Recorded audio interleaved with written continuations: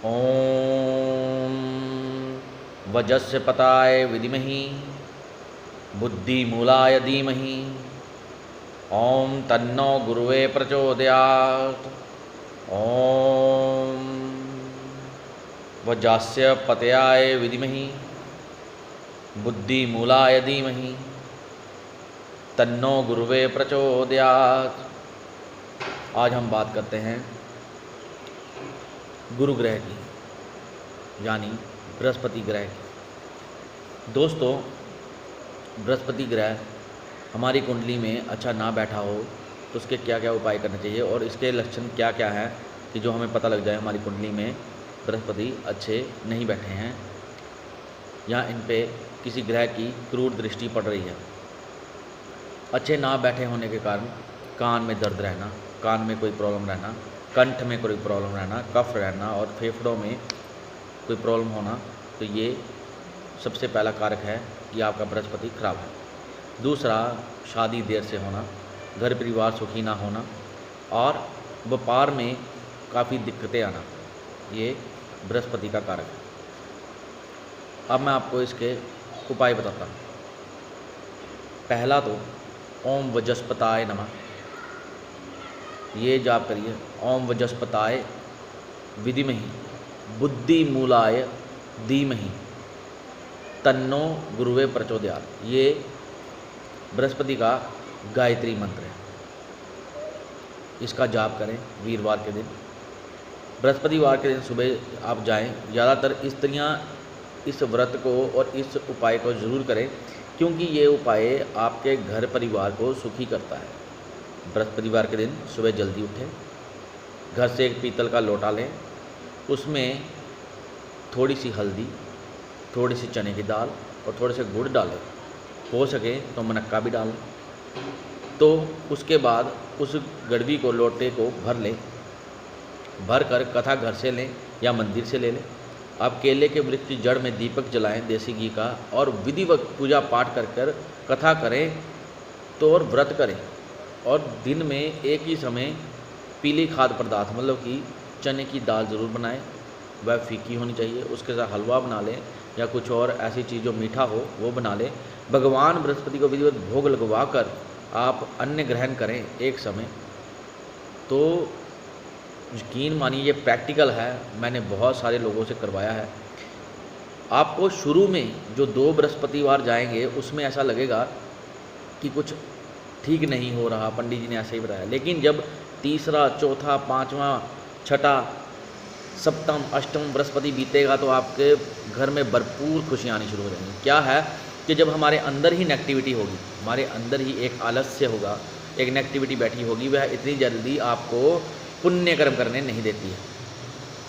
और जब आप पुण्य कर्म करने जाओ तो वह नेगेटिविटी आपको हमेशा रोकती है। कई बार क्या होता है, जो आदमी मंदिर नहीं आता उसका कार्य फिर भी चल रहा होता है, और जब मंदिर जाना शुरू करता है, उसको कोई बोलता है मंदिर जाओ, मंदिर जाना शुरू करता है तो झट से उसका कार्य वह भी बंद हो जाता है और वह कार्य उसको 10-15 दिन, 20 दिन, महीना तंग करता है। क्यों?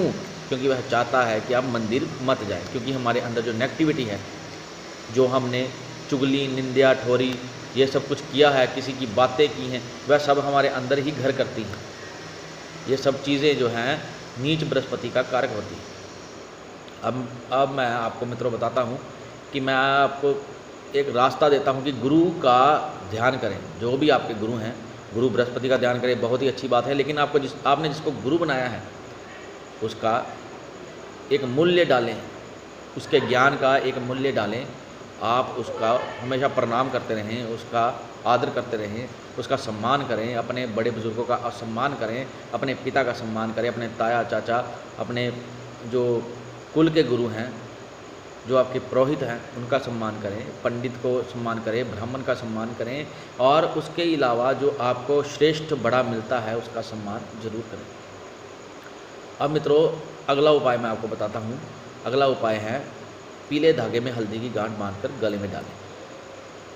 ये भी उपाय बहुत अच्छा है, लेकिन ज़्यादातर लोग करते नहीं, युवा करते नहीं। वो कहते हैं हल्दी की गांठ बांध के रखना पंडित।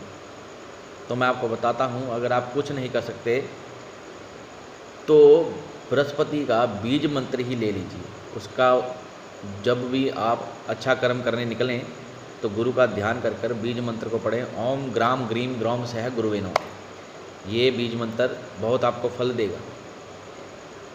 वीरवार के दिन केले दान करें, पंडित जी को दें व बांटें। अगर वो नहीं बांट सकते अपने घर में बांटें, छोटी कन्याओं को बांटें, तो बृहस्पति तब भी बहुत अच्छा रिजल्ट करता है। बृहस्पतिवार के दिन पीपल की पूजा करें, वह बहुत अच्छा रिजल्ट देता है। उसके अलावा मैं आपको बता दूं मित्रों, ये एक उपाय है और ये करना इतना आसान नहीं, लेकिन ये कभी कभी होता है और आप करें तो आपको ये बहुत ही अच्छा रिजल्ट देगा ही देगा। क्या है, एक कद्दू लें, पीला वर्ण का कद्दू होना चाहिए, पूरा पीला होना चाहिए कद्दू। वह कद्दू लें, उसको हल्दी के 4 उंगलियां, ये वाली 4 उंगलियों के पूरे गोल निशान बनाएं। पीतल के गोल सिक्के बनवाएं, पीतल के गोल सिक्के बनवा लें बाज़ार से। पीले सिक्के होने चाहिए और होने भी पीतल के ही चाहिए। मैं आपसे ये नहीं बोलूँगा कि वह 5 के हों, 10 के हों, 20 के हों, कुछ भी हो, वो नहीं, लेकिन वो पीतल के सिक्के होने चाहिए। उन पीतल के सिक्कों पर गुरु लिखवा लीजिए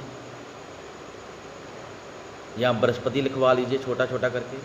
जितने भी आपके सिक्के चाहे छोटे बनवाए चाहे बड़े बनवाए, उस पर बृहस्पति लिखवा लीजिए या गुरु लिखवा लीजिए। उसको पीली हल्दी का टीका लगाकर वह कद्दू के ऊपर 9 सिक्के सजाएं। 9 सिक्के सजाकर उसको जब आप लेप कर देंगे अच्छी तरह से हल्दी का, तो वह कहीं ऐसी जगह पे दीजिए जहाँ लंगर बनता हो। मैं आपसे ये नहीं बोलूँगा कि आप मंदिर में दें, क्योंकि मंदिर में उस चीज़ का अगर उपहास होता है, उपहास का मतलब अगर पंडित नहीं बनाता है, उसको आगे किसी को बेच देता है तो वह उपहास है। हाँ, पंडित लेकर अगर किसी गरीब को दे दे जिसके घर में खाना बन रहा हो तो भी अच्छा है, और पंडित खुद बना ले तो भी अच्छा है। लेकिन पंडित भी उसका उपहास करे, कभी इधर रखे कभी उधर रखे, आज ले जाएंगे कल ले जाएंगे, किसी को दे देंगे, या फिर कोई आ जाए ऐसे चलता फिरता जिसने बनाना ना हो, आधा बनाना हो आधा फेंकना हो, ऐसी जगह पर मत दें। ऐसी जगह पे दें जहाँ पे वो बने ही बने और लंगर बांटा जाए, तो आपका गुरु बहुत ही श्रेष्ठ, बहुत ही अच्छा कार्य करना शुरू कर देता है। मित्रों, गुरु एक ऐसी कुंडली में बैठे हुए ऐसे गुरु हैं जो कि आपको ज्ञान का भंडार बना देंगे। इंसान, लोटपोट इंसान भी जब उसका गुरु सही हो तो वह ज्ञान का भंडार बन जाता है। लोटपोट इंसान का मतलब जिसको सारी उम्र किसी चीज़ का ज्ञान ना हो, लेकिन एक समय ऐसा आए कि वह ज्ञान का भंडार बन जाए, तो समझिए उसका गुरु प्रबल होना शुरू हो गया है। और दूसरी बात, मैं आपको एक और बात बताऊं, मैंने ये खुद पर भी ट्राई किया है, और आप भी इस चीज़ पर थोड़ा सा हो सके तो ध्यान दीजिएगा। गुरुवार के दिन, स्पेशली गुरुवार के दिन आप सुबह जल्दी उठें और अपने घर को बिल्कुल नीट एंड क्लीन करवाएं। आपकी पत्नी करे या आप करें, नीट एंड क्लीन करिए। घर के सभी सदस्यों को जल्दी उठाइए। घर में सूर्य चढ़ने से पहले झाड़ू पोछा करवाइए। दोस्तों, इससे भी गुरु बहुत प्रसन्न होते हैं। गुरु का घर में पूजन करना ये अच्छी बात है। आप किसी भी गुरु को मानते हैं तो उस लंगर में सेवा कीजिए, ये आपका बहुत ही अच्छा रिजल्ट देगा। अब मैं गुरु का आपको एक और सटीक उपाय बताता हूँ।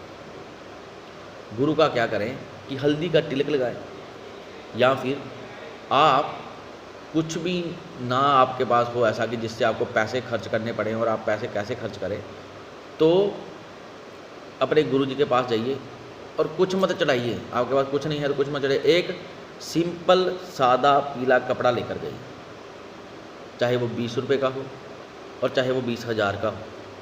आप वो पीला कपड़ा लेकर जाइए गुरु जी के पास अपने, चाहे वो गुरु जी की प्रतिमा हो, गुरु जी की फ़ोटो हो, या गुरु जी का खुद बैठे हुए हों आसन पे, गुरु जी खुद बैठे हों और उतना बड़ा कपड़ा ना हो तो उनको भेंट कर दें। और अगर आसन हो उनका बना हुआ और वहाँ पे नहीं बैठे हों तब भी उस आसन पर बिछा दें। और अगर वो प्रतिमा हो तो उसको जाकर वो कपड़ा डालें।